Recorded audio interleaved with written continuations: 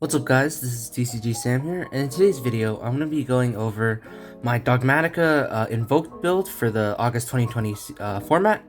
And I believe this deck is actually one of the best decks in the format because of its strong grind game, both against control decks and against combo decks, because against the combo decks you have all the hand traps in your deck, and against control decks the Dogmatika engine and the Invoked engine just help you have such a good grind game. But yeah, anyways, without further ado, let's get into the profile. Alright, so starting off with the monsters, I play triple Alistair the Invoker. Self-explanatory, it's one of your best starters. Gives you access to all your fusion plays. And then next, I play triple Ecclesia. This is one of your other starters, so if you don't open Alistair, you can actually just normal Ecclesia and actually search Dogmatika Punishment, which is also a really strong card because Dogmatika Punishment not only acts as a disruption, but it also acts as a follow-up based on whatever monster you're sending to the graveyard. And then next, I play one copy of Dogmatika Maximus. I know a lot of people are cutting this because it's so easy to counter Maximus by putting something like Cyber Dragon Nova or something in your extra deck, so to where if you use this against your opponent's just gonna plus off of your Maximus, and obviously that's not good. So I decided to only play one, but the reason I didn't cut it entirely is because I believe it's actually still really powerful for your deck because it allows you to set up your turn 1 plays and it lets Nadir Servant become like a 1-card combo where you end on like a Winda and like a good follow-up. So yeah, I believe Maximus is actually really good. And of course, there's always going to be sometimes when you run into your opponent playing Dogmatikas as well, so obviously it's not that good, but you can just side it out in those matchups. Next, 2 copies of Fleur-de-Lis. This is pretty standard, a really nice disruption card. And yeah, not much more to say about it. It's just a pretty standard Dogmatika lineup. And for the hand traps, this deck has a lot of them. Triple Gamma and Driver. Gamma's probably the best hand trap of the format right now, allowing you to just destroy whatever you're negating, and even allowing you to disrupt going seconds and protect your power plays like a Magical Meltdown or Nadir Servant. And of course, it gets you 2 bodies on board if you use it on your turn, so you can make Cypher and Lord Omega or Link play if you decide to play those. Next, Triple Ash, pretty standard. I just thought this one was the most generic hand trap, so it's good against pretty much everything. Not much more to say about that. Next, I decided to play Veiler. I'm playing this over Ogre because Numeron hasn't actually seen that much play. And I think I know Anaconda is going to definitely see a lot more play from now on. So you just need all the ways to negate Anaconda as you can, and in fact, Veiler is just really good for that because Dragoon is quite a nuisance to deal with. Next for the spells, I play 3 copies of Magical Meltdown. It's just a consistency card, lets you search for one of your starters in Alistair. And then next, 3 Nadir Servant, same thing, searches your Dogmatika engine. So the reason why I actually like this deck so much is because both engines work really well together, but they can also work without each other. So if you only draw like the Alistair engine, you're still able to make plays, and same thing with the Dogmatika engine, which is why I believe these two have some really great synergy. But yeah, triple Nadir Servant, pretty standard, really good card. And then I played double Invocation. Yeah, this is also standard. There's not much more to say about this. It's obviously kind of sucks to draw because you're not playing it like in a Shaddoll deck where it can be used as a polymerization or something. So yeah, I only played 2 of it, but you have to play 2 because of Desires. 1 Terraforming to search the Magical Meltdown, and double Desires. Personally, I'm kind of iffy with this card in Invoked because of your super heavy reliance on Invocation, but I feel like the consistency factor makes it so worth it.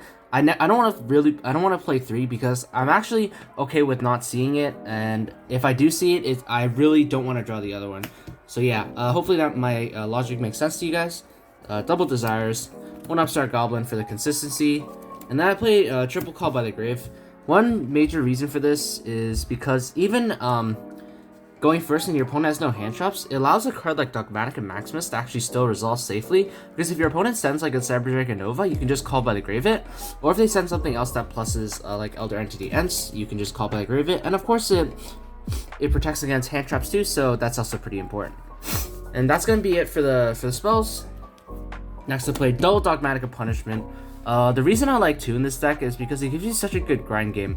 Dogmatika Punishment in a simplified game state is just really good because it trades pretty much always trades 2-for-1. You get rid of their monster and then you plus off of whatever you're sending. So be it Titaniclad, App Clone if you still need to, or Elder Ents. So yeah, I just believe Dogmatika Punishment probably one of the best trap cards in the game right now in my opinion. And then One Shot All Schism or Schism. This is for your Maximus combo where you just end on El Shadow Window. El Shadow Window is still super powerful, so it's definitely needed. And it's an out to Dragoon if you summon a Window, because you can just send the Dragoon with it. And then finally, triple Infinite Impermanence. More ways to stop Anaconda, and it's just a really good hand trip against the other Halki Fibrax decks. Alright, so moving on into the extra deck, I play one copy of Salmon Great Almirage, one copy of Secure Gardener. This is just for your one card Alistair combo to turn into a Mechaba. Not much more to say about that. I actually don't play any other Link monsters in my extra deck because I figured most of the time the Dogmatikas are just going to lock you out of the extra deck anyways, so you won't be linking with them. And you can just make all your fusion plays with Alistair and whatnot. So yeah, I decided not to play any more Links because of that. And then I play one copy of Sideframe Lord Omega. This I really like because it helps out the deck's grind game. In theory, it allows you to loop Nadir Servant and Ecclesia targets like infinitely because you can keep shuffling stuff itself and one other card back into the grave. And of course, you can actually act as Graveyard Disruption by sending it to the extra deck and shuffling itself and one card in your opponent's graveyard into the extra deck. Into the deck, and of course if you're able to bring out Gamma, you can just end on this as an extra disruption. So I really like Cypher and Lord Omega for that. For the Shadal package, one Construct, one Window, one App Clone. It's pretty standard. You're sending App Clone off of Nadir Servant most of the time, then you're sending Construct off of Maximus to add back the Schism, and then you summon Window off the Schism. Not much more to say about that. This package is really powerful. If you hard draw Schism, you're still able to bring out Window and Construct to your board, so it's not even that bad. For the Invoke fusions, I play double Mechaba, and then the two proxies. I'm sorry, I don't have my Purgatrio, and I don't have an Invoked Goides right now. So I'm going to put their card text in the description for those of you who don't know what they do. But pretty much Purgatrio is the fire invoked monster. It allows you to attack all monsters your opponent controls once each and do piercing damage, as well as the effect to gain 200 attack for every card your opponent controls. And then Invoked Goides requires an invoked Alistair the Invoker and any fusion monsters, which is really good because you're going to be dumping a lot of fusion monsters with like Nadir Servant and Dogmatika Punishment, and because that's what the extra deck is mostly comprised of. And when it's summoned, it allows you to destroy a monster on the field, and when a monster special summon, you get to destroy that as well. So yeah, Invoked Goides and Purgatrio, as well as double Mechaba, because your whole deck is pretty much light. I decided to play 4 Invoke fusions because I really wanted this deck to have a really good grind game, and I didn't want it to just like run out of fusions and make Alistair's useless. So yeah, I think 4 is the perfect number. By the time you summon 3, you're probably winning, because like turn 1 you're pretty much always having a Mechaba. Turn 2, if the Purgatrio doesn't kill them and you summon a Mechaba or a Goides to follow up, you should just be winning that game. So yeah, I think 4 is pretty good. And then for the targets you send off the Dogmatika stuff, play double Titaniclad. I think double Titaniclad is really really necessary because it's extremely good in the grind game, where you just send it off like Nadir Servant, search something like Ecclesia searches a punishment, and the end phase this adds like Fleur de Lis to your hand, so that's 2 disruptions already. And off to counter your opponent's Dogmatika Maximus, you can send this as well as App Clone or something, or you can send one of your copies of Elder Entity Ents to disrupt your opponent. And Elder Entity Ents is just super necessary for your Dogmatika Punishment to trade 2 for 1 and act as 2 disruptions on your opponent's turn instead of just the 1 pop. So yeah, this is pretty standard stuff. All of them at 2500 attack, which is good because Nadir Servant can pretty much search any Dogmatika monster because of that. So yeah, anyways, that's gonna do it for the extra deck pretty much. Hopefully my theory makes sense. Oh yeah, I almost forgot to mention, as you notice, this is actually 14 cards.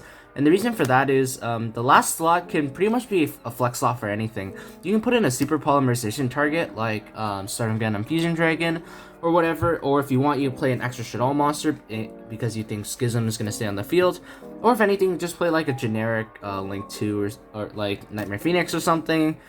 Honestly, I feel like the core extra deck are just these 14 cards. You don't really need anything else.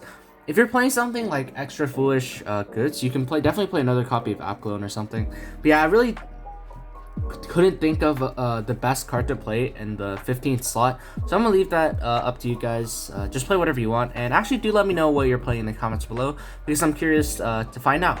But yeah, anyways, that's gonna do it for the extra deck. Alright, so thank you guys so much for watching this video. If you liked the video, please remember to leave a like and subscribe to the channel, because it really helps keep me motivated to keep posting more. And please leave a comment with your thoughts if you liked the deck. If you didn't, please let me know what I can actually improve. And I'm willing to definitely take some constructive criticism. But yeah, anyways, thank you guys so much for watching once again, and I will see you soon. If you guys want the cheapest Yu-Gi-Oh cards on the market in Canadian dollars with free shipping to Canada, then be sure to check out my eBay page in the description below.